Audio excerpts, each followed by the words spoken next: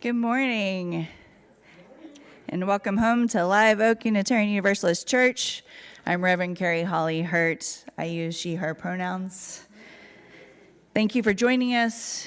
We who bring a teaching of hope, we who bring a saving message, who welcome all to our doors, from Christian to atheist, from straight to gay, from cisgender to intersex, all who are searching and seeking and looking for more. More meaning, more service, more love. All of us gathered together. So I invite you to put your smartphone on worship mode, which is not a real setting, but it is today. This means that you will not be disturbing anyone next to you with sounds, but you can still post on social media about the things you hear today to let those who can't be here share a little bit of our experience, maybe even an invitation to join us next week. So please rise with me, either in body or spirit, and join us in singing hymn 318 in your gray hymnal, We Would Be One, and please remain standing for the chalice lighting.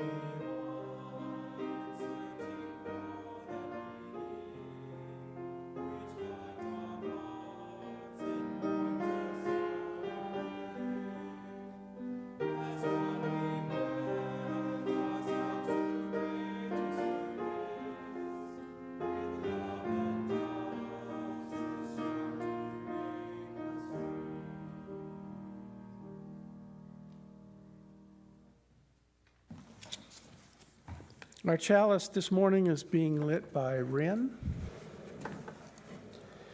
This is a congregation bound not by creed, but by covenant. May those in agreement affirm our church covenant now. We affirm a caring community of and for all ages, seeking wisdom, doing service, and living with integrity. In our diversity, our covenant holds us in unity as we celebrate our shared spiritual journey. You may be seated.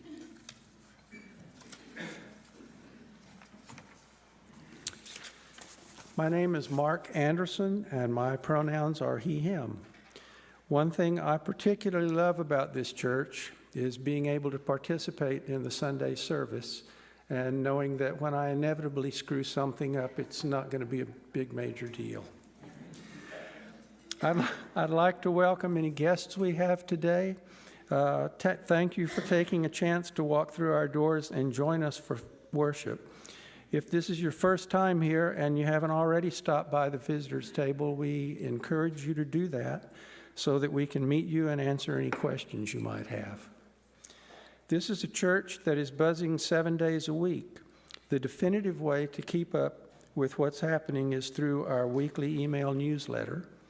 You can sign up for it at the visitor's desk, and you can also go to our website at liveoakuu.org and click on what's happening. Live Oak UU has many ways for you to connect with our beloved community beyond Sunday. Opportunities are shared in the newsletter and on our website.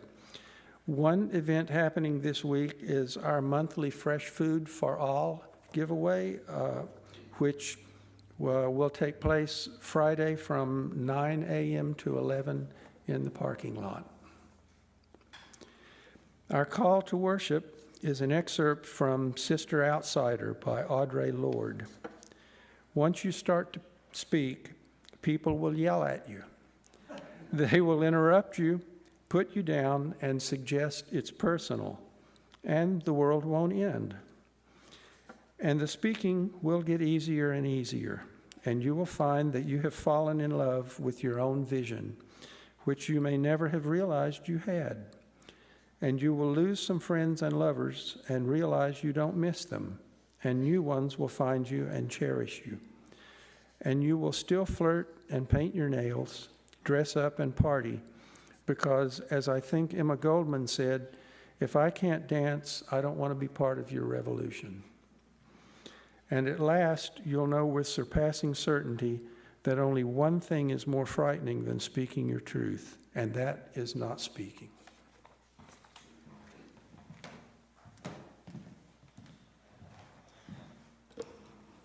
Each Sunday when we gather as a congregation, we bring our joys and our sorrows with us into this room. And I just want to personally say I know it's a heavy day for all of us here in Central Texas. When we ask for remembrances or celebrations or prayers or thoughts, we make of this a sanctuary, a sacred circle.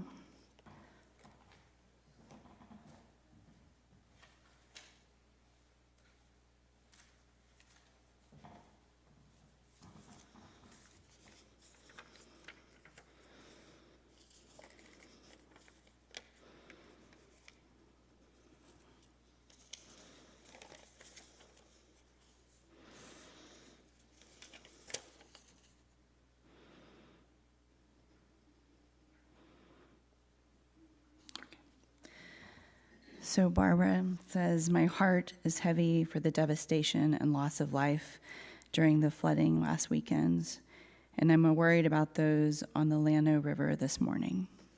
Our hearts are with them. Emily writes, today I'm struggling with CPTSD, flashbacks from when my sister and son and husband died. Could use some prayers and extra love. Definitely.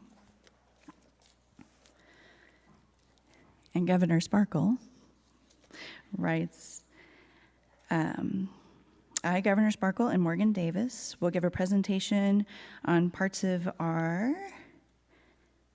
on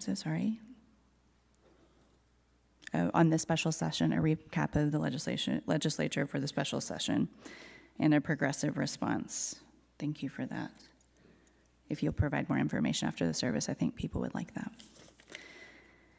And Eileen says, today is my last day working the soundboard or live stream. I am so honored that today is your last day, but I'm also sad. And thank you so much to David Kanopkik, for taking over the AV team.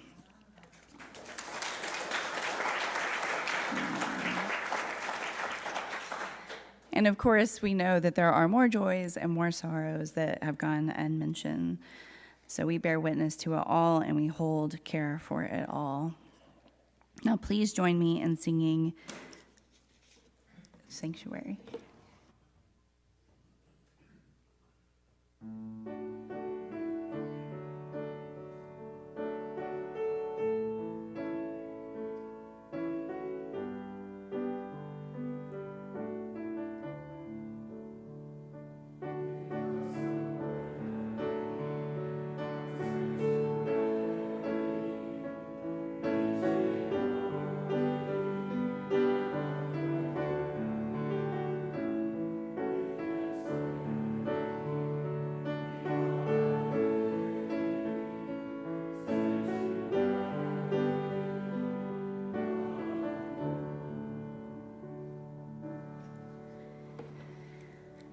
Now, instead of having a theme hymn, because Joanne is not here and I can do what I want, we're going to do something a little different. We're going to do a responsive reading. So this is going to require you to use that gray hymnal. So please get it out right now and turn to 658. It's in the very, very back. You'll see a listing. It's not a page number. I should probably have looked up the page number. If someone gets that page number, that would be great. 658. Okay, great.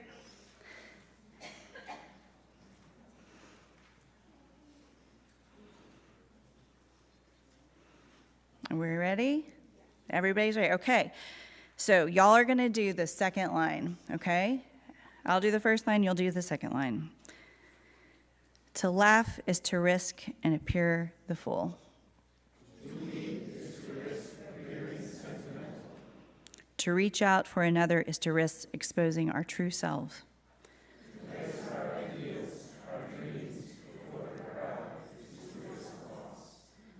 To love is to risk not being loved in return. To try is to risk failure. Thank you.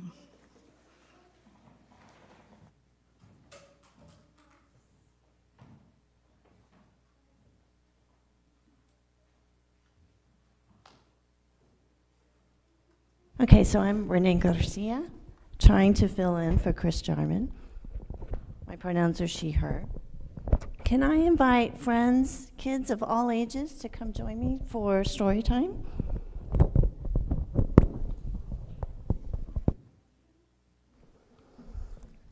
Thank you. Thank you. Come on down. Okay, so today we're going to talk about something kind of big and kind of exciting, but also a little bit scary, and it's called taking a risk. Can you say risk? Risk. Yeah. So taking a risk is what we do when we take a brave action, but we're not sure how it's going to turn out, like standing up for someone who's being picked on, or telling the truth even when we're afraid, or trying something new because it's the right thing to do. And the great thing is that our Unitarian Universalist history is full of people who took risks. So a long time ago, people like Theodore Parker and Frances Ellen Watkins Harper, they stood up against slavery, and because their hearts were full of love for everybody, and they believed slavery was wrong. And so even though it was risky, they spoke up. And then later, folks like James Reeb and Viola Liuzzo, they marched for civil rights because they believed that everyone should be treated equally no matter the color of their skin. And at that time, it was dangerous work to do, but they felt love calling them to take a risk. And guess what? Today, love still calls us to take a risk. It calls us to speak up when we see someone being treated unfairly. It calls us to try something new or to include everyone and to tell the truth. But it doesn't mean we just throw ourselves into danger without thinking about it. We first want to stop and ask, what is love asking me to do right now? And then we listen to the answer. And we remember that we're not acting by ourselves. We're taking action with friends and with family and with our entire UU community. Okay? So let's see what I brought here today.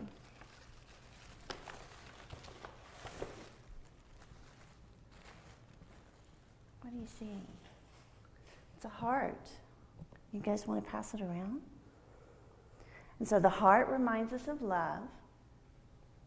What else is in here? We've got shoes. The shoes remind us to step forward and take action.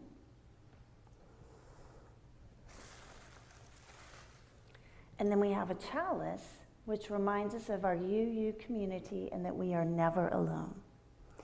So say it with me and do the actions with me. Love gives us courage. Love gives us courage. We take brave steps together. We take brave steps together. And we shine our light in the world. And we shine our light in the world. And so I want you to remember that you are part of a long story of people who took risks because of love. And you guys are writing the next chapter. And we're going to be right there with you doing it. So let's do it again. Love gives us courage. Love gives us courage. We take brave steps together. We take brave steps together. And we shine our light in the world. And we shine our light Amen and blessed be. And now our story is told.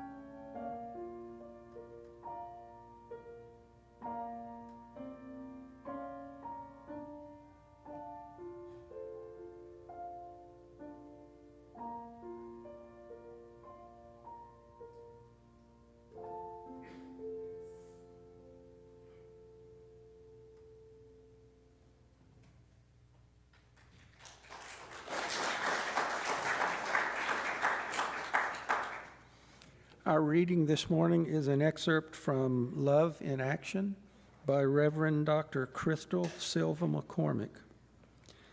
To live out love in action, we must reject comfort and conformity. We must embrace the controversial and sacrificial way of Jesus. Love in action means refusing to rest until our neighbors, whether down the street or across the globe, have the same rights and opportunities as those with privilege. It demands that we speak hard truths to the systems that exploit and destroy.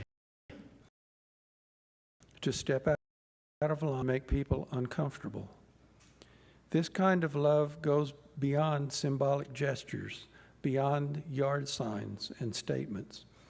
It takes creativity, moral imagination, and the courage to challenge systems that depend on the suffering of others.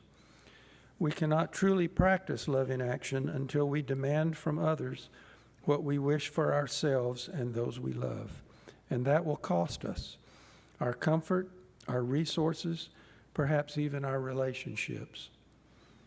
It may look like redirecting our money, pressuring lawmakers, or engaging in civil disobedience. These times and all times have called for this kind of love.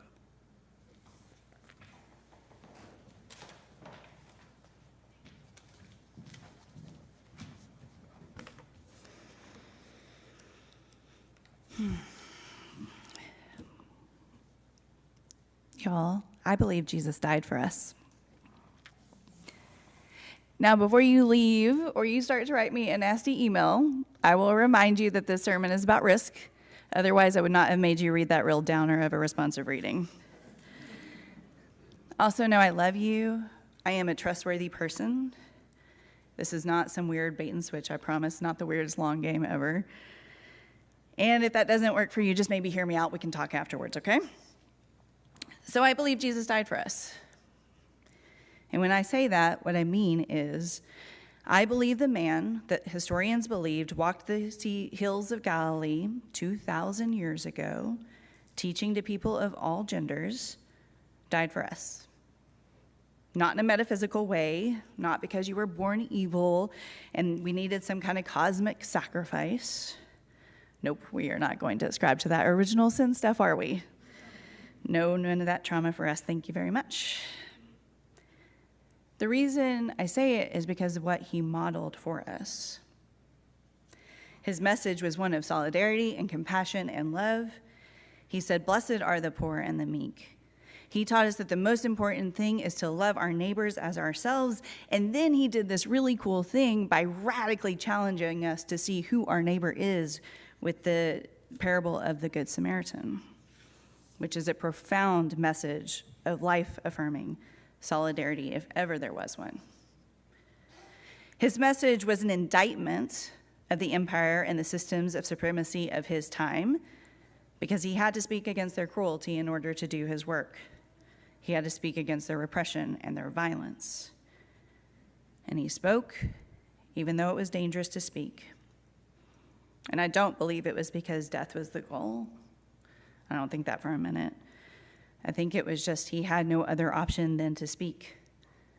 What he was seeing, what he was experiencing, his deep belief in the Hebrew scriptures made him speak.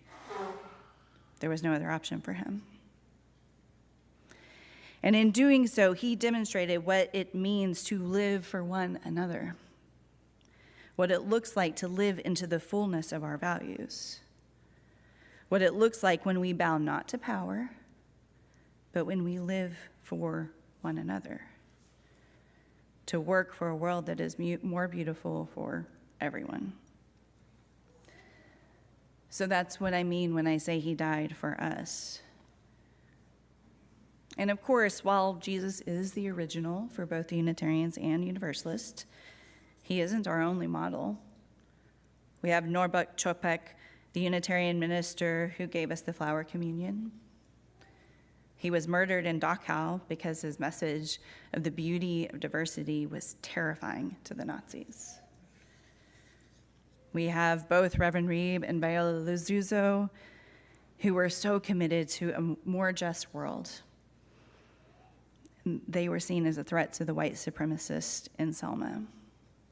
So threatening was their belief in a more beloved community that they were killed because of their work.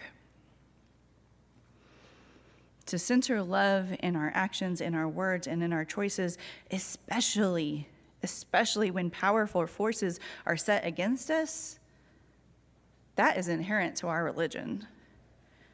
It is the natural conclusion of our principles and values, because they don't just live on paper, or at least they shouldn't. I know for me, when I am aligned with my values, when I am in real solidarity with others, I am in awe of the purpose that I have been given in this life. I'm in awe of this life that I've been given. And I also feel like I need to say that to be in alignment with your values doesn't always result in death, because let's face it, that's a little heavy. And in fact, I would say most of the times it's not going to, right? It's not going to. We do have Unitarian minister Theodore Parker, who spoke up for women's rights and who funded John Brown and was seen as a heretic of his time. Amongst his own Unitarian ministers, by the way, he risked so much, and we benefit so greatly from his risk. We have Frances Ellen Walker Hotbeer, who was a free black woman who was also known everywhere because she used her beautiful poetry and her prose to speak out against slavery in those very terrifying years leading up to the Civil War. We have Unitarian ministers Waitstill Sharp and his wife Martha Sharp, who physically helped people escape Nazi-occupied Europe. And those are just a few of the people that we have in our history who have put their values into action. There are many, many UUs that we will never know their name, who showed up for abolition and suffrage, for civil rights, for gay rights, for women's rights and voting rights and disability, that have and do and will continue to speak up for immigrants, for bodily autonomy for everybody, for voting rights, and all of the other ways that we show up and fight for real liberation. Many people, many of them in this room right now, have shown up and spoken up and centered love and fought for one another. This is our history. This is our theology. This is what we do. And today,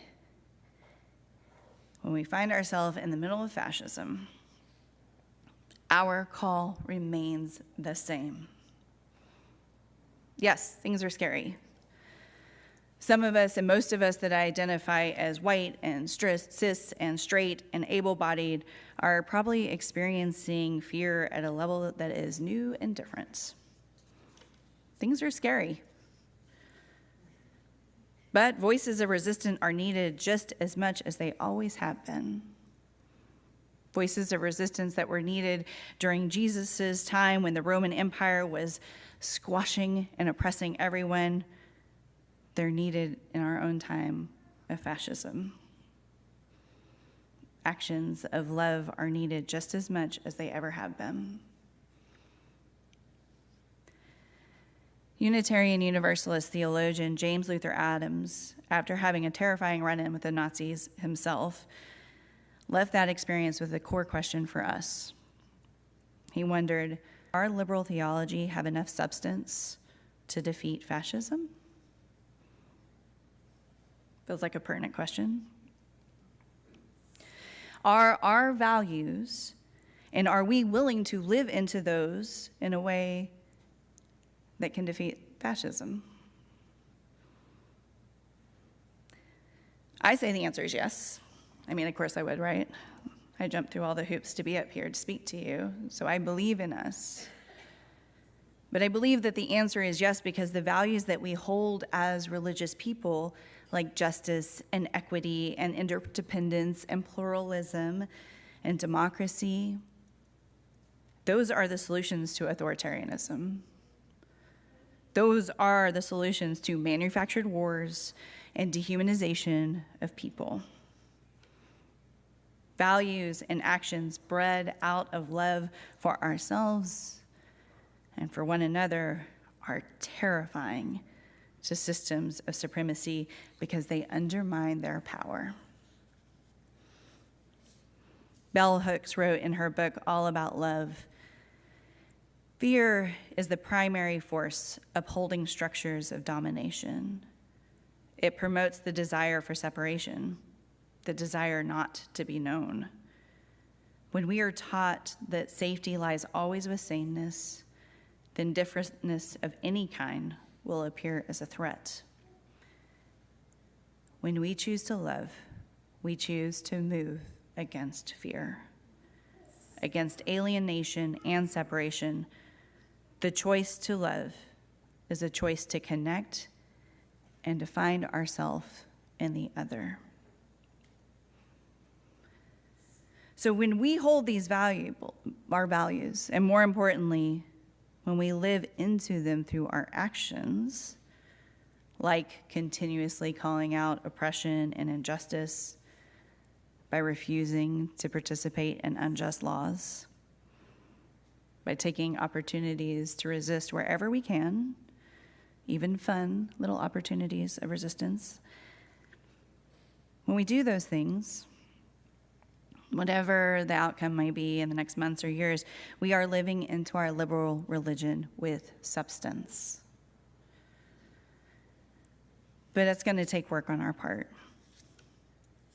Because let's be fair, to center love when things are relatively good, that's easy.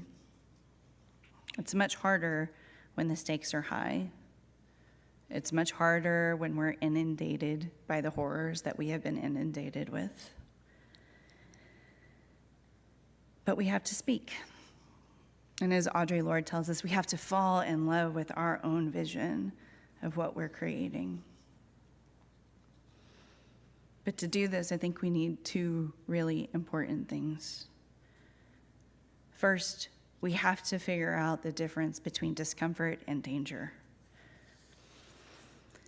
For example, I have personally spoken out about apartheid in Israel and the genocide in Gaza.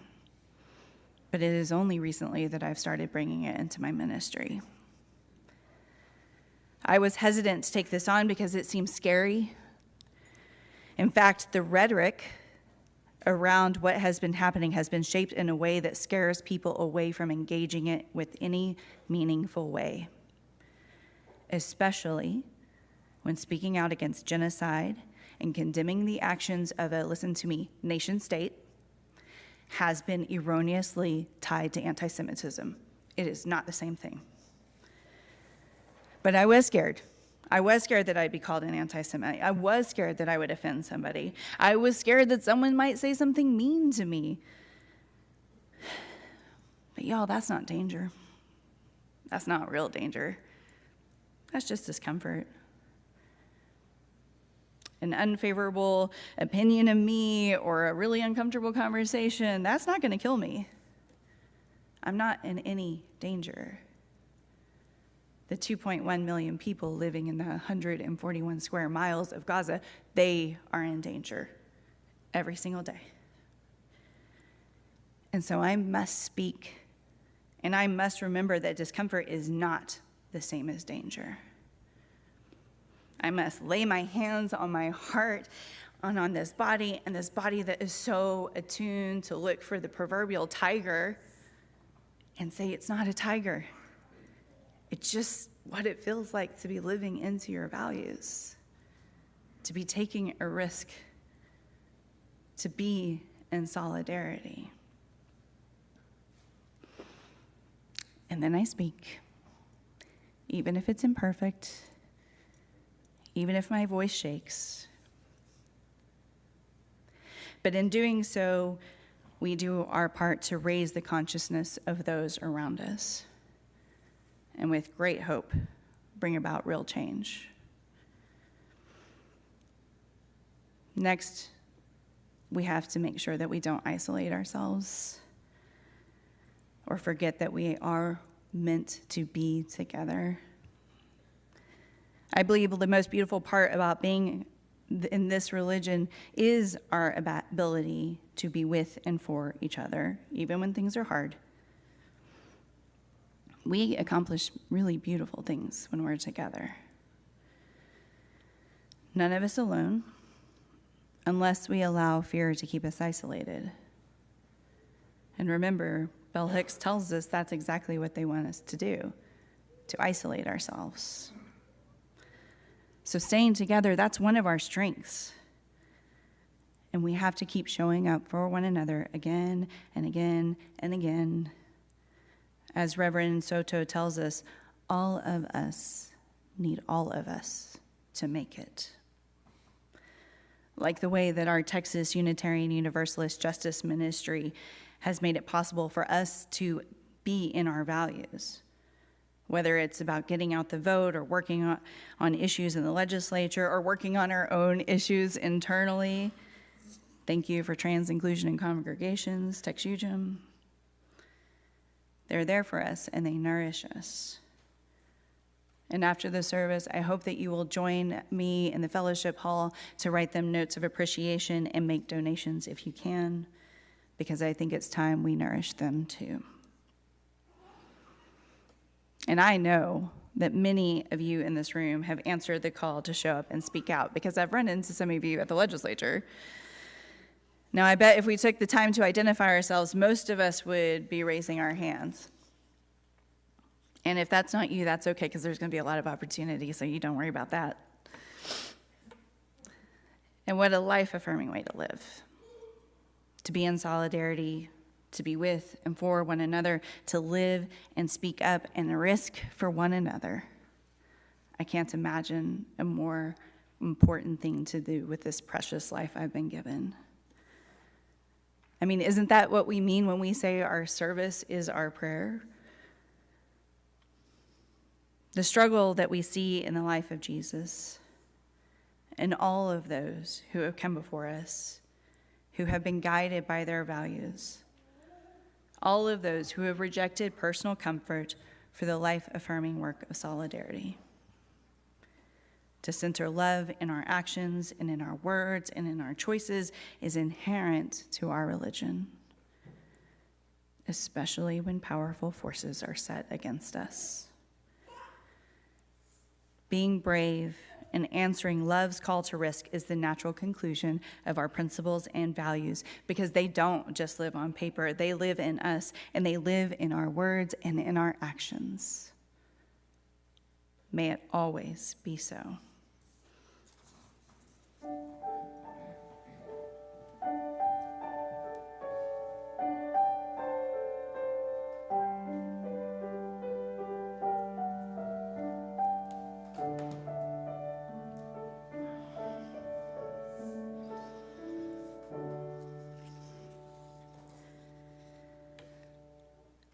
Now, after that, let's take some breath. Let's join together in word and reflection and silence.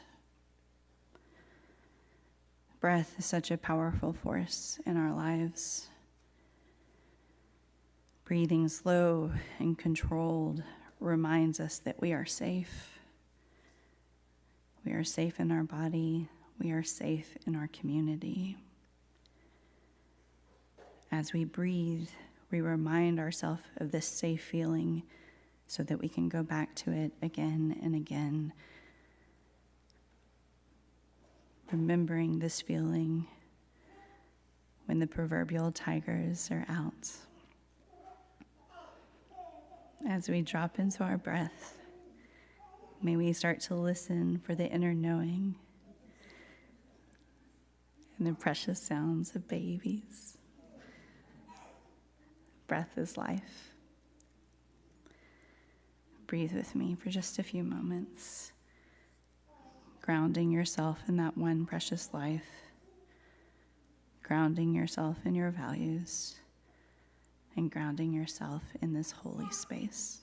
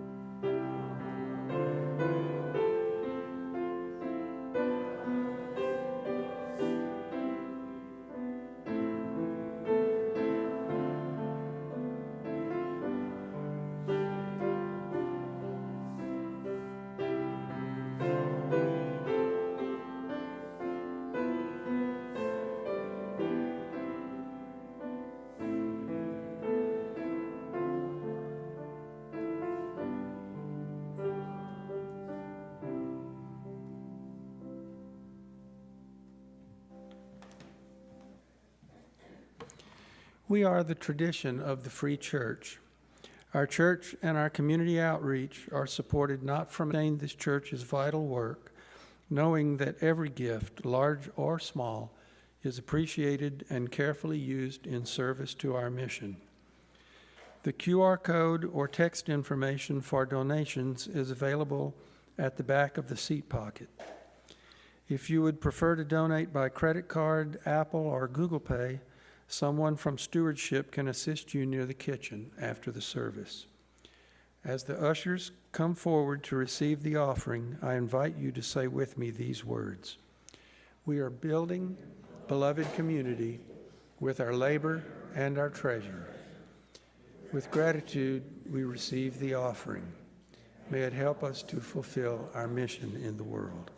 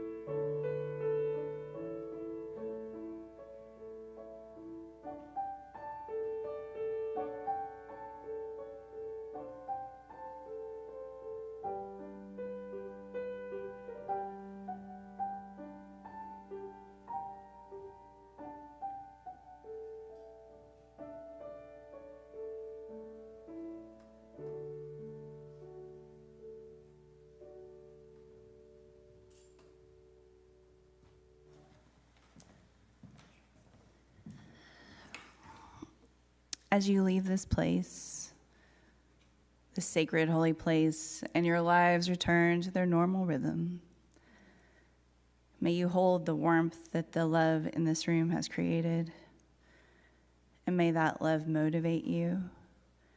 May it give you the strength to risk when necessary, and may it hold you. Go in love.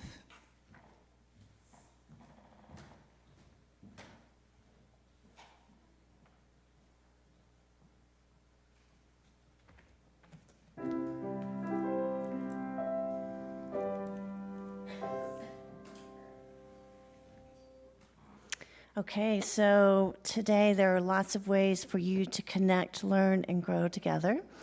Our nursery is open until 12:30 for our youngest friends. From 11:15 to 12:15, we have the All Ages UU Makerspace. That's going to be in room 205. So come explore creativity and community through hands-on projects inspired by UU values. Youth and adults are welcome to attend the Simpsons Doe God Social Justice discussion. That's in room 105.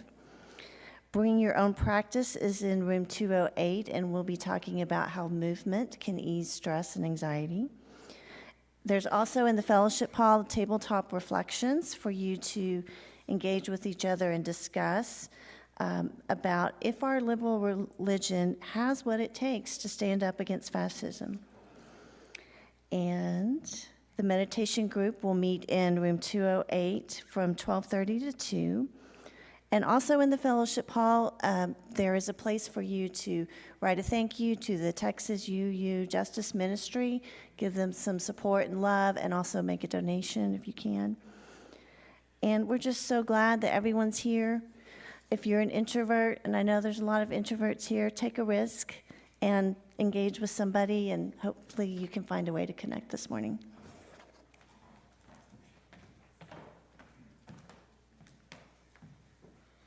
I invite you to rise now for our closing hymn, number 118, This Little Light of Mine, and remain standing for the extinguishing of our chalice.